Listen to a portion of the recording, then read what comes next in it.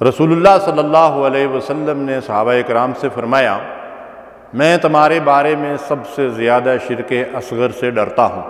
صحابہ نے عرض کیا، رسول اللہ صلی اللہ علیہ وسلم شرک اصغر کیا ہے؟ آپ نے فرمایا ریاکاری۔ امام احمد نے اس حدیث کو روایت کیا ہے۔ ریاکاری یعنی دکھلاوا، شہرت، ناموری اور کوئی دنیاوی منفعت مقصود ہو اور اس کے لیے کوئی نیک کام کرنا، اس کو ریاکاری کہا جاتا ہے۔ ریا اور سمع دو لفظ استعمال ہوتے ہیں۔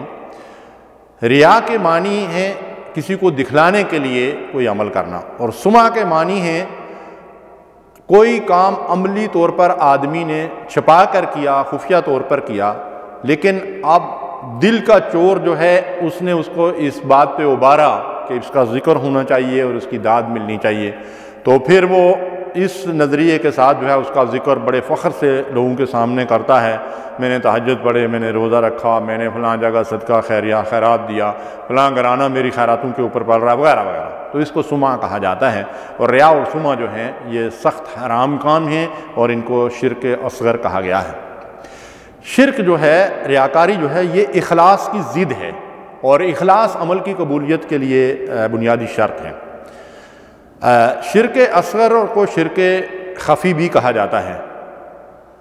نبی کریم صلی اللہ علیہ وسلم نے فرمایا من صلی یرائی فقد اشرک، اور فرمایا من تصدق یرائی فقد اشرک، من صام یرائی فقد اشرک، او کما قال صلی اللہ علیہ وسلم، کہ جس نے دکھلاوے کے لیے نماز پڑھی اس نے شرک کیا، جس نے دکھلاوے کے لیے روزہ رکھا، صدقہ کیا، تو اس نے بھی شرک کیا۔ ریاکاری انتہائی خطرناک مرض ہے۔ ابو سعید خدری رضی اللہ تعالیٰ عنہ فرماتے ہیں کہ ایک دن ہم مسیح دجال کا تذکرہ کر رہے تھے کہ اللہ کے نبی صلی اللہ علیہ وسلم تشریف لائے، تو رسول اللہ صلی اللہ علیہ وسلم نے ہماری باتوں کو سنا تو فرمایا کہ میں تمہیں اس سے زیادہ خطرناک مرض کے بارے میں نہ بتاؤں؟ تو ہم نے عرض کیا یا رسول اللہ صلی اللہ علیہ وسلم اس سے زیادہ خطرناک مرض کیا ہے؟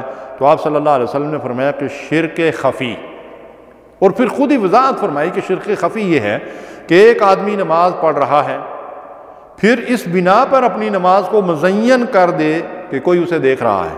ابن ماجہ نے اس حدیث کو روایت کیا ہے کہ نہیں، نماز کے دوران کوئی ادھر ادھر اس کو نظر آیا کہ وہ دیکھ رہا ہے، تو اس نے اپنی نماز کو بہتر بنانے کی کوشش کی، رکوع و سجود اطمینان سے کرنے لگا، تو فرمایا رسول اللہ صلی اللہ علیہ وسلم نے کہ یہ فتنہ دجال سے زیادہ خطرناک بیماری ہے۔ انا للہ و انا الیہ راجعون۔ سامعین محترم، ناظرین کرام، ہمیں چاہیے کہ اس مرض سے اپنے آپ کو بچائیں۔ ریاکاری کا انجام کیا ہے؟ امام ترمذی رحمۃ اللہ علیہ نے ایک حدیث روایت کی ہے کہ نبی صلی اللہ علیہ وسلم نے فرمایا کہ غم کے کنویں سے اللہ کی پناہ مانگا کرو، اور جہنم کی وادی بھی 100 مرتبہ اس کنویں سے اللہ کی پناہ مانگتی ہے۔ تو رسول اللہ صلی اللہ علیہ وسلم سے صحابہ نے پوچھا کہ وہ کون لوگ ہیں جو اس غم کی وادی میں، جہنم کی اس وادی میں جائیں گے جس سے جہنم بھی پناہ مانگتی ہے؟ تو نبی کریم صلی اللہ علیہ وسلم نے فرمایا کہ وہ وہ قرآن پڑھنے والے جو دکھلاوے کے لیے قرآن پڑھتے ہیں۔ فویل للمصلین الذین هم عن صلاتهم ساہون الذین هم یراؤون، ہلاکت اور بربادی ہے ان نمازیوں کے لیے جو اپنی نمازوں سے غافل ہیں، غفلت کرتے ہیں اور وہ دکھلاوے کے لیے نماز پڑھتے ہیں۔ منافقین کی نماز کا ذکر اللہ نے یوں کیا کہ وَإِذَا قَامُوا إِلَى الصَّلَاةِ قَامُوا كُسَالَىٰ يُرَاءُونَ النَّاسَ، جو دکھلاوے کے لیے نماز پڑھتے ہیں ان کو اللہ نے منافق قرار دیا ہے۔ اور حدیث میں آتا ہے کہ قیامت کے دن جس کسی نے دکھلاوے کے لیے کوئی عمل کیا ہوگا، اللہ فرمائے گا کہ میں تمہارے اس عمل سے بیزار ہوں، اور اس کو میں نے اسی شریک کے لیے چھوڑ دیا ہے جس کے لیے تو نے وہ عمل کیا تھا۔ اور دوسری روایت میں ہے کہ اللہ فرمائے گا کہ جاؤ اسی سے بدلہ لے لو جس کے لیے تم نے وہ عمل کیا تھا۔ ابن ماجہ نے اس حدیث کو روایت کیا ہے۔ امام مسلم نے ایک حدیث روایت کی ہے کہ ابو ہریرہ رضی اللہ تعالیٰ عنہ جب حدیث بیان کرتے اور ان واقعات کو سنتے تو وہ بے ہوش ہو جایا کرتے تھے، اور یہ حدیث حضرت معاویہ رضی اللہ تعالیٰ عنہ کو سنائی گئی تو وہ اس قدر روئے کہ بے ہوش ہو گئے۔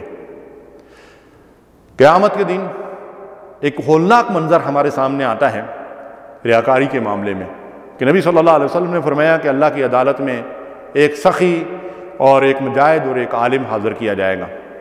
اللہ تعالیٰ اس سخی سے پوچھے گا کہ میں نے تجھے مال دیا تھا، تو نے اس کا کیا کیا؟ تو وہ کہے گا کہ میں نے تیری راہ میں خرچ کیا، تیرے بندوں کی خدمت کی۔ اللہ فرمائے گا تو نے جو کچھ کیا تھا وہ شہرت اور نام روی اور دکھاوے کے لیے کیا تھا، آخرت کے لیے کچھ نہیں کیا تھا، اسے عمد مغصیر کا جہنم میں ڈال دیا جائے گا۔ اور اسی طرح مجاہد سے پوچھا جائے گا کہ میں نے تجھے قوت، طاقت اور مال دیا تھا، تو نے کیا کیا؟ وہ کہے گا کہ میں نے تیری راہ میں جہاد کیا، قتال کیا، حتیٰ کہ اپنی جان بھی دے دی۔ اللہ تعالیٰ فرمائے گا کہ تو نے یہ سب کچھ دکھلاوے کے لیے، شہرت اور ناموری کے لیے کیا تھا، دنیا کے اندر تیری واہ واہ ہو گئی، آخرت میں تمہارے لیے کچھ نہیں، اسے عمد مغصیر کر جہنم میں ڈال دیا جائے گا۔ اور عالم سے اللہ پوچھے گا کہ میں نے تجھے علم دیا تھا، وہ کہے گا میں نے اس علم کو بندوں تک پہنچایا۔ اللہ فرمائے گا تو صرف دنیا میں شہرت اور ناموری کے لیے ایسا کرتا تھا، اسے بھی عمد مغصیر کر جہنم میں ڈال دیا جائے گا۔ یہ کتنا خوفناک منظر ہے جو ہمارے سامنے آ رہا ہے۔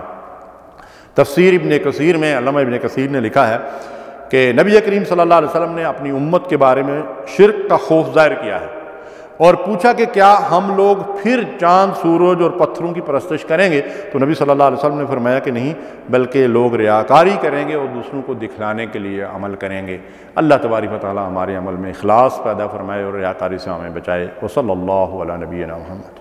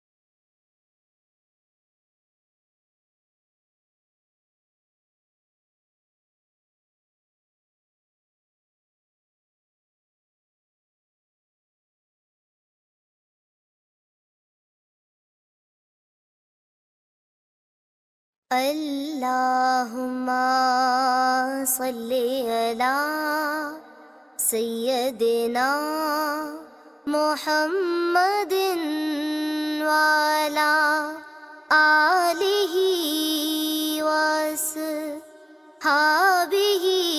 وسلم اللہم صلی علی سیدنا محمد وعلی آلہ وصحبہ